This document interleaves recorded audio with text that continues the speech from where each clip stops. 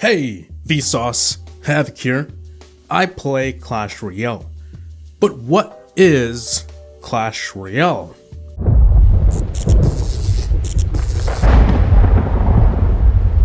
What's going on, guys? HaVoC here now, back with a video, and today we're going to be discussing 10 Clash Royale concepts that make no sense. Yes, the series where we completely ignore the fact that Clash Royale is just a game and question things that don't make any sense and explain why they don't make any sense with science. Yeah, I know this isn't Vsauce gaming, but I love this series, and sometimes I go too far. Before we get into the video though, please make sure to like the video if you are dank, and also comment down below your favorite food. Yeah, that's it. So without further ado, let's get right into it.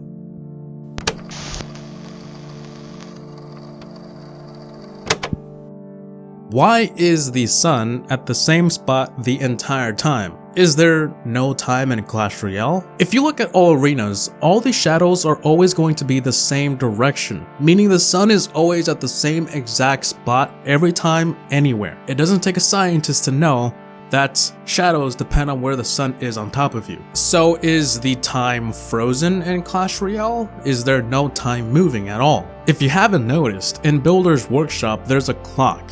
It seems to be ticking rather fast, actually way too fast. That could just be a timer, so let's not focus too much on that clock. All we know is time is moving. To support this even more, on some arenas, clouds can be seen moving by its shadow. So what's going on here?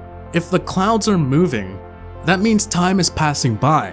And if there's a clock, that means time is passing by. But if time is passing by, why aren't shadows moving in any arena at all? This is something we cannot explain because it is not possible. Shadows move over time.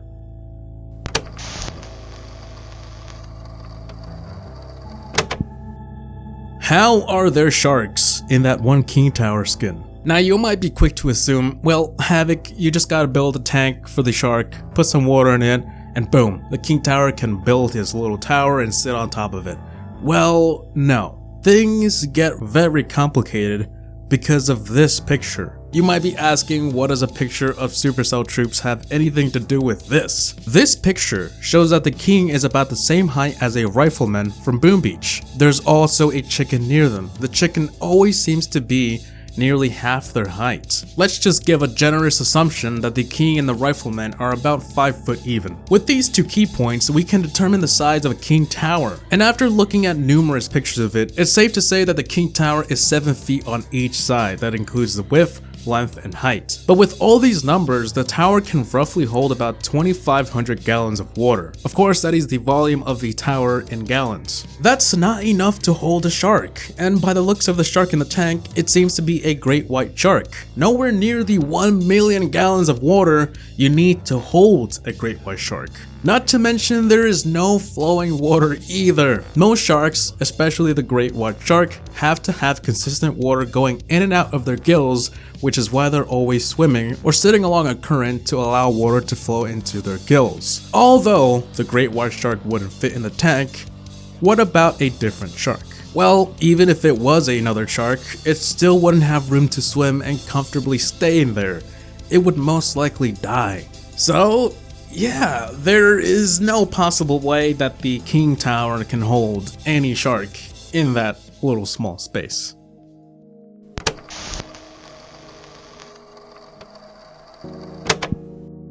Why isn't Legendary Arena flooded with trophies by now? If you haven't noticed, there's a stream of water that pours from a massive trophy, but every so often a smaller trophy flows down from the big trophy and stays at the bottom of the river. As we can see if we zoom in, the trophies are just too heavy to actually flow, so they sit at the bottom of the river. But why is there no flood because of that? After all, there's trophy after trophy falling into the river, and somehow the river seems to fit an infinite amount of trophies despite the size of it. There's already a pile of them on a certain spot.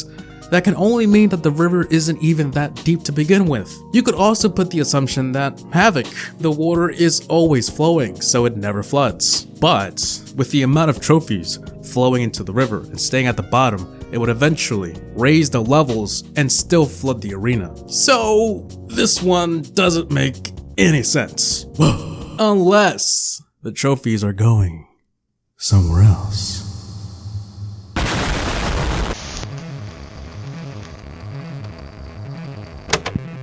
How does the fisherman's fish breathe? In the commercials, the fish is alive and well, like nothing ever happened. And in the game, it just seems as though he's assisting his fellow partner, the fisherman, to slap the hell out of people. So how is he alive? Although there are a few fishes that can survive out of water for up to 10 minutes and some even live for 4 full days.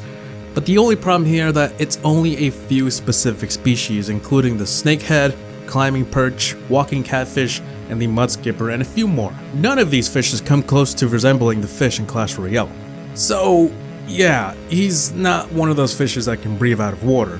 And if he did, he wouldn't last 10 minutes. I mean, he's the only swimming animal that we know of that is on land in Clash Royale. We need answers, Supercell.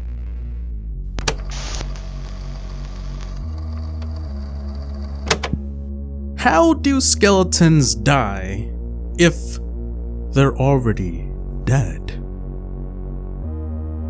Alright, listen, I wanted to go really in depth with this one, but it just, honestly, it's not worth it. It would take up the entire video on why skeletons wouldn't be able to walk, breathe, and die again. So let's not go there. Anyways, how? Sure, in the Clash Royale world, in terms of the game's story, Elixir gives everything power.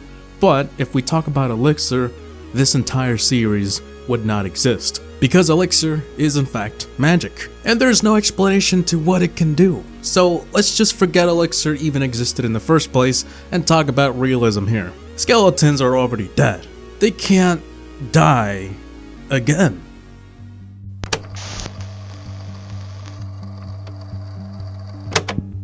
How does the Princess Tower damage troops like the Golem? I'm sure we all know by now, but the Princess Tower is simply shooting arrows, you know, just a couple regular arrows and that's it. As an example though, how is the Golem, how on earth is it being damaged by arrows? We don't need to do any research to know that arrows would never be able to destroy a solid stone structure that walks. The most it would do is maybe make a few scuffs and maybe a few puncture holes, and that's it.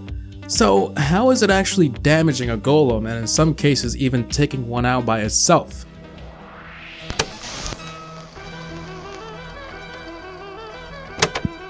How does the ice golem stay alive in Pekka's playhouse? Do you know how hot it is in there? How is anything ice or snow related not melting immediately? According to some quick research, it only needs to be about 32 degrees Fahrenheit to turn ice into a liquid. Sure, it would go slow, it wouldn't melt immediately, it would take ages in that temperature, but does it look like it's 32 degrees in there? No way! So ice, and especially snow in there, would melt in a matter of seconds.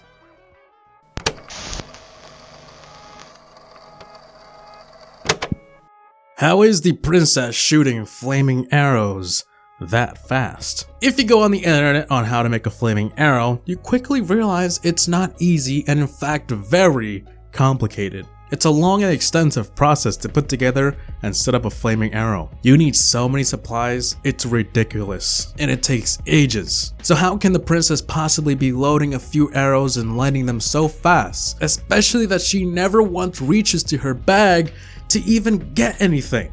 What is going on?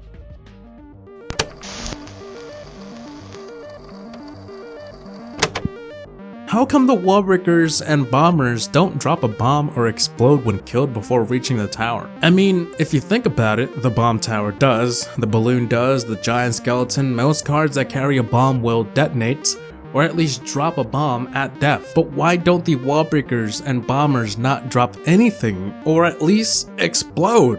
What happened to the bomb? Where'd it go? Did it just vanish into thin air and that's it?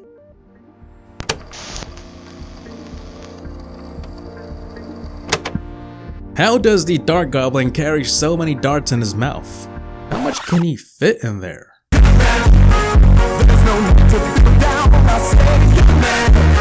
Anyways, the Dark Goblin has no bag. He never once moves his hands to pick something up or load another fart. Who put fart in the script? Sarah, you're fired. Like I was saying, he never seems to load more darts in. So how is he getting infinite amount of darts? So guys, that should be it for 10 concepts that make no sense in Clash Royale. I hope you guys enjoyed today's episode. These videos take ages to research and make, so a like would be appreciated, and comment down below if you enjoyed too. I want to thank you all for watching though. Please like, comment, and subscribe, and as always, thanks for watching. HaVoC Gaming out. Peace!